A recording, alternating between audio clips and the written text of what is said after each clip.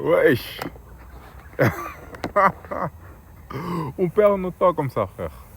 On gaspille notre temps, on fait des conneries, hein. On est distrait, on a notre attention portée sur des tas de choses. À vrai dire, on est enchanté quelque part. On a perdu notre souveraineté intérieure. Et j'emploie ce terme parce que hier j'ai eu une discussion où ce terme a été introduit. Et je trouve ça intéressant quelque part, dans le de souveraineté. Et ça prend quelque chose que je vais plus contempler. Et peut-être l'aborder ici aussi quelque part. Et je voudrais te partager un peu comment est-ce que moi j'ai défini ça, hein. C'est-à-dire que cette notion de souveraineté, ok, dans la notion de souveraineté, il y a une notion aussi you know, qui vient avec, qui est l'idée de régner. Quand on parle d'un souverain, on parle d'une personne qui règne, ok. Et voici comme ça je l'entends, voici comme ça je l'entends, voici comment je l'entends quand on parle d'une souveraineté intérieure. C'est-à-dire que on remarque que dans le monde, euh, nous, en tant qu'humains d'abord, on est des agents. C'est-à-dire on a la capacité de pouvoir mettre en acte une intention. Ok. Le monde là-bas dehors est rempli d'agents. Et je considère, ou plutôt si on remarque comment le monde est pour l'instant, il y a des agents qui essayent d'exercer ou d'exercer leur agentivité au travers de toi. C'est-à-dire que des gens essaient de te persuader de leurs idées, des gens essaient de te manipuler dans certaines positions. Hein, quand il y a de la propagande ou quand il y a de la manipulation médiatique, ce genre de choses, a pour but, hein, de te faire agir d'une certaine manière. Donc, c'est-à-dire que toi, là où il y a dans ton intériorité, tu as la capacité de pouvoir agir avec ta volonté, te mettre en mouvement, choisir un certain objectif, te lancer dessus pour l'accomplir, quoi. Tu vois, tu peux faire un tas de choses.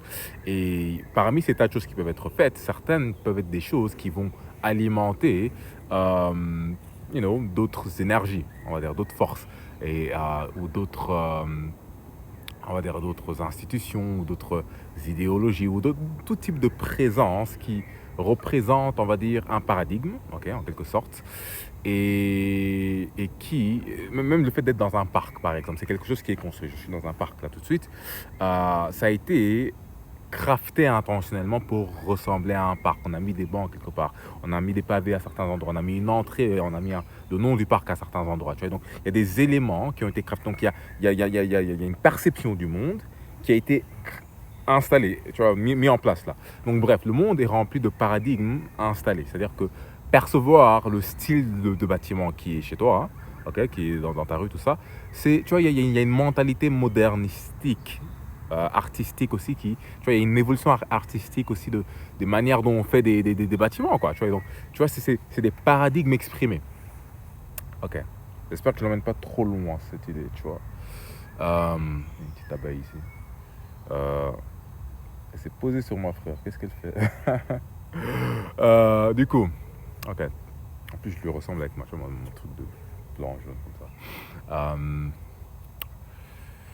Je dois apprendre la simplification, moi, hein. Je dois vraiment apprendre la simplification. Bref. Autrement dit, si tu vas... Il y a des paradigmes qui existent là-bas dehors. Et je me perds maintenant. God. Je vais reprendre. Tu me permets? Ok, merci. Tu me permets? De toute façon, même si tu dis non, je vais le faire. Non, en fait, si tu veux, le fait qu'il peut y avoir quelque chose comme de te faire manipuler signifie que quelqu'un peut essayer tu vois, comment dire ça,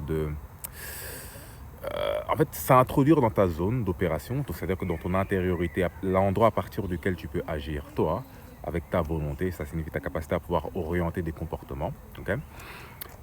Quelqu'un peut faire en sorte que quelque chose se passe à partir de là, de sorte à ce que cela réponde à son désir à lui, qui n'est pas spécialement ton désir à toi, tu vois.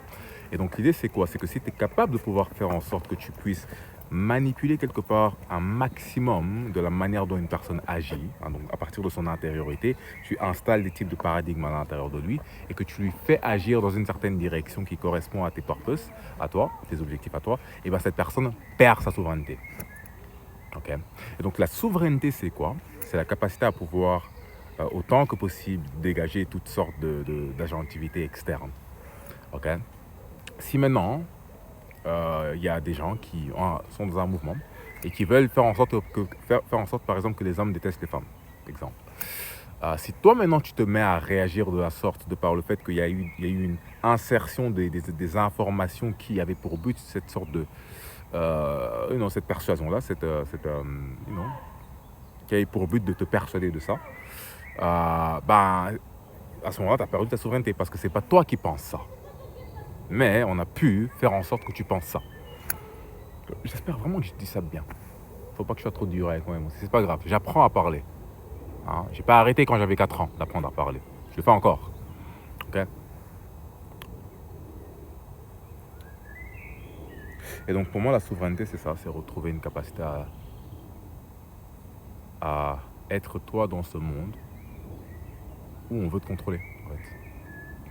Dans la mesure du degré autant que possible. Tu vois, vraiment, ok, recréer vraiment cet espace interne ou t'assurer que cet espace interne représente vraiment qui tu es.